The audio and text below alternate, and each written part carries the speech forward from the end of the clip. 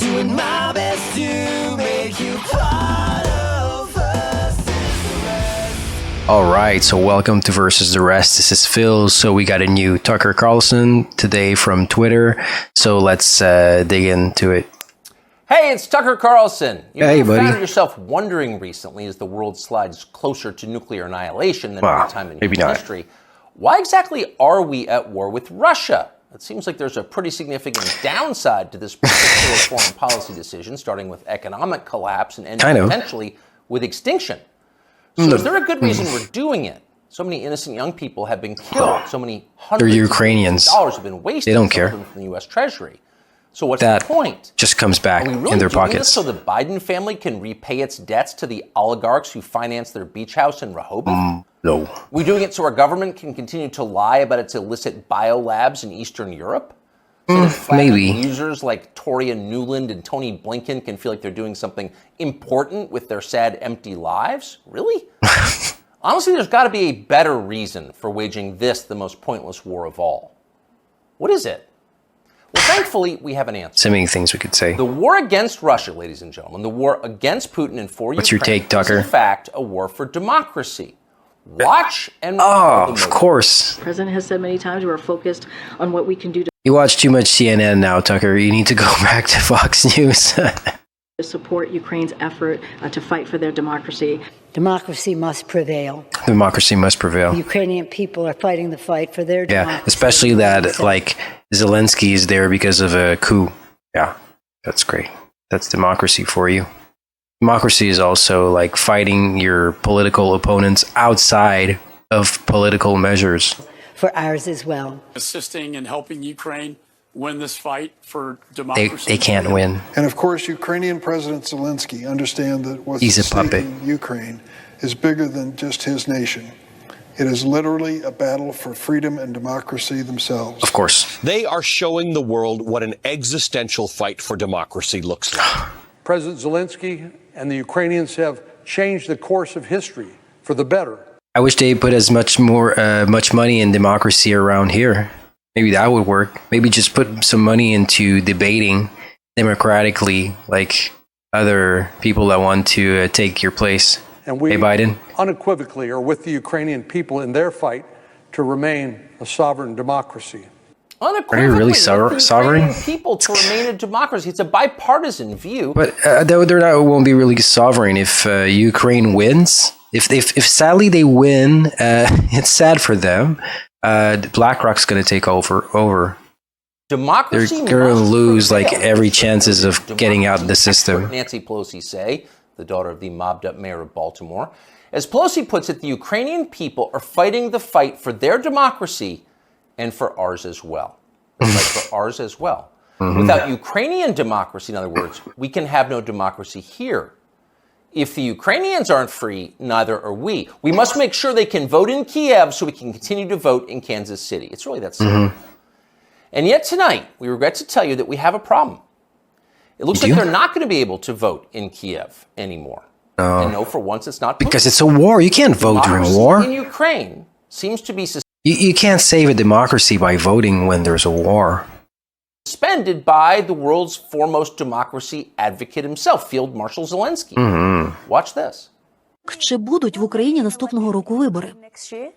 Це ж питання глобальне. І якщо look at his smug. то будуть, значить не буде військового часу, не буде війни. Wait, he said. Вибори повинні проходити. He said if they win. Це ж питання глобальне. І якщо ми If we win, there will be. Okay. Не буде військового часу. But you know you won't win. You know, Zelensky. You're not stupid. You're pretty smart. У мирний час, коли немає війни, згідно законодавства. So when you have an election, well, he says if we win, we'll let people vote. Otherwise, no. You vote when we feel like it, because ultimately we're completely in charge and make. It's wartime, Tucker. To obey or be punished. That's our version got no of feelings. Self-government. Self means me. I'm the government. Now, that's not just He's not really the government. That's our chief ally in the war for democracy. This is the guy who just announced he's likely to cancel next year's elections. So you've got to wonder what the Biden administration thinks of this. We can't possibly continue to support Zelensky, that guy, after he said that, can we? because in a clip less than 30 seconds long, he just blew up our entire rationale for supporting his democracy side of the war. So we can't support him. Oh, of course we can. But it's fluid And we democracy. You need to get up with the times, Tucker. Like, democracy is also fluid now. So you can be like bi democratic or Here's Joe Biden from yesterday reaffirming non-binary unequivocal democratic support for Ukraine. No matter what happened in Russia, we, the United States, will continue to support Ukraine's defense and its sovereignty and its territorial integrity. Sovereignty, So to recap, United States. we are currently fighting a war for democracy on behalf of a leader who just casually announced he's happy to end democracy, and our democracy-supporting leaders have no problem with that. In fact, they're strongly for it. So Biden is for Of it course they're too. for it. You should have seen this coming. Wars for democracy always cancel democracy in the process. That's why our leaders love them. And they all do it, even the virtuous leaders. Abraham Lincoln sustained Everything's habeas twisted. corpus. The British government under Winston Churchill threw an entire opposition party into prison and let them rot for the duration, in some cases with their families. So in a war for democracy, you can do anything. Pretty much. Imagine what a man might. That's why, like, during COVID measures, like, everything was all in all, like, oh, whatever. Do we really need laws? Who cares? Like, oh, human rights? No, this is wartime. Do who has fewer principles? If that man Principles? in Ukraine, he might seize churches. I don't think nobody in arrest government has priests, principles. ban all criticism of himself, disappear his political opponents. And that's happening. Just last month, Zelensky threw a man called Gonzalo Lira into prison indefinitely for the crime of daring to write about the Ukrainian government in unflattering ways. Now, what's interesting, what separates Well, they have no these freedom other of speech. cases is that Lira is an American citizen. Yes, So but Joe Biden, who is quite a bit of SWAT, as they say in Ukraine, could have freed Gonzalo Lira within hours. could. Yeah, But he didn't. bring him here. He didn't say a word about it. He remains in prison tonight. So that makes you wonder, what's the real motive here? When normal people see war, they see death and destruction, sadness and suffering. But that's not what demagogues see. They understand it differently. You see profit. They know that war means power, mostly for them. Yeah. During wartime, everything they do can be justified. Anything. War is the gravest of all emergencies. They can vote themselves more Imagine power. the COVID lockdowns times 1,000 plus drones. Pretty much. Once war breaks out, politicians become gods with the power of life and death. So in a peaceful democracy, you have to debate your political opponents in public. And Or steal elections. But in a war for democracy, you can just throw them in jail or have them executed. You can see that many there are Russian apologists forward to that moment. if they were in And that may be opposition. why they so fervently support Joe Biden, even many Republicans, against a potential opponent, the only opponent who opposes the war in Ukraine. Well, there's a If they were couple. to end the war, their power would evaporate. RFK also is opposed. Last week, a whistleblower produced WhatsApp messages from Hunter Biden, proving that at the very least, his father knew about his influence peddling businesses abroad and probably participated in them. Quote, "I'm sitting here with my father," Hunter Biden wrote to his Chinese partners demanding money. As much as anything reported about the Bidens over the last several years, this was the smoking gun. There it is, right there in the message. That would have been enough to cripple a normal president. It would have been more than enough to keep a normal president from running for office again. But I don't know, like, being with China is not as bad as being with Russia. But they are. Like, China is probably the next superpower. The last thing we should do is, like, have them meddling with our government or the other way around. Most media outlets ignored it completely or tried to spin Biden's relationship with his son as some kind of moral victory. Quote, "The real meaning of the Hunter Biden saga, as I see it," wrote Nick Kristof of the New York Times, "isn't about presidential corruption, but is about how widespread addiction is and about how a determined parent with unconditional love can sometimes reel a Oh, child." you saw the video I did the other day. He actually wrote that. And if you doubt it, you should know that view was common. Here's the take from ABC. The Hunter Biden story, the scandal, the this, the that, it's also the story of a father's love. And Joe Biden has never and will never give up on his That's son, true. Hunter, and will never treat him lesser than. That's true. And so he is a father first. Take it or leave I sometimes wish my father was as good as Joe Biden is.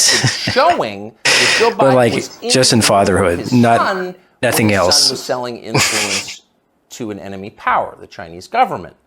And ABC's take on it, Joe Biden is a father first. Take it or leave it. Mm-hmm. At least. I mean, that's the only thing good I've ever heard of him. Well, that's the way you talk when you've got nothing to fear from an upcoming presidential election. You don't even bother to think of an excuse for your candidate because you don't need to. Your country has electronic voting machines. Joe Biden got 81,282,916. Is he really going to touch that? He didn't even touch it when he was on Fox News. He said he didn't believe the lawyers. Votes in 2020, and you're pretty sure he can do it again. In fact, you know he can. You're not. Of course he can. Anybody can if he's got Dominion on their side. The people who control Joe Biden, Susan Rice, and the rest, know they can continue to run our government, writing the press releases, formulating the policies, and they can do it effectively forever. He's worse than a puppet. Gets dressed in he's just an image. And of course, that's their strong and a bad one at that. These are fervent opponents of change. But the one thing these people cannot control is age. They call the left progressives, but like other than individual like politics, which is like useless in the long run, they've got nothing progressive about them. Joe Biden is old. He's 80 now. He'll be 85 at the end of the next term. People imagine that old age is a long, predictable progression from acuity to permanent unconsciousness. But often that's not all how it actually works. No. When old people start to slide, they tend to slide fast. Yeah, usually. Joe Biden has begun that descent. Here he was yesterday. Well, actually, and here's what she wrote to me, and I quote. Really, he's actually better than I thought, like as far as descent, because like in 2019, he was already like pretty bad. It was pretty obvious that he was going to be demented. Pretty sure he's on some types of like drugs or something to keep his mental abilities to the same level. I don't know what's causing other problems. My joy. She called them right away, and the next day they sent someone out to survey her yard. As Beth wrote, this is the best thing that's happened to rural America since the Rural Electrification Act brought electricity to farms in the 30s and 40s. End of quote. End of quote. You weren't supposed to hear that. Joe Biden read the stage directions out loud. That's like eating the garnish that comes with your entree. You're supposed to know not to do that. Joe Biden no longer does. Tucker, I eat the garnish. Maybe I come from a poor family in a poor country, but I eat the garnishes. A year or two, he will be gone completely, and there will be no hiding it. At that point, the Democratic Party will face a secession problem. If Joe Biden is reelected next year, and forced to leave office during his term due to that's going to be like Trudeau and Biden all over again. Kamala Harris will be. Of course, they can vote whoever they want in. And nobody wants that, not even her husband.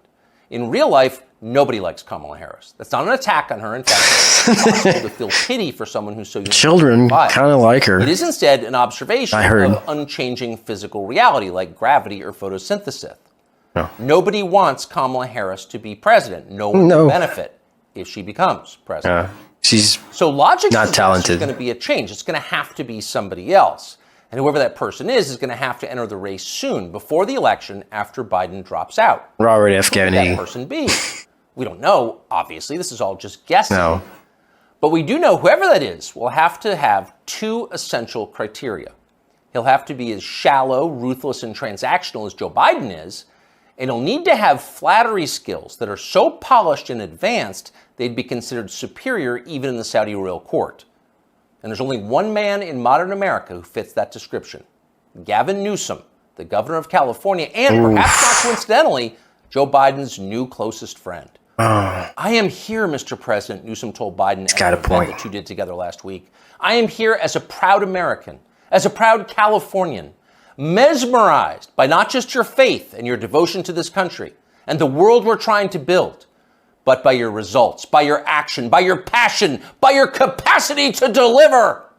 I Did he say something like that? By you, Joe Biden. Did he say something like that? Imagine saying that as a compliment.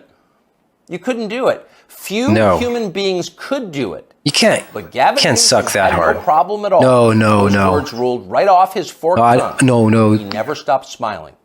Really? So if you're looking for the leader of the coup, there he is right there. Younger people say the news is full of lies. All right, so I don't know if this will be for another video, but I'll check for the information. All right, so if I don't continue video, Let's see us one other time, another Tucker Carlson, or obviously another video. So have a good day. Ciao, ciao.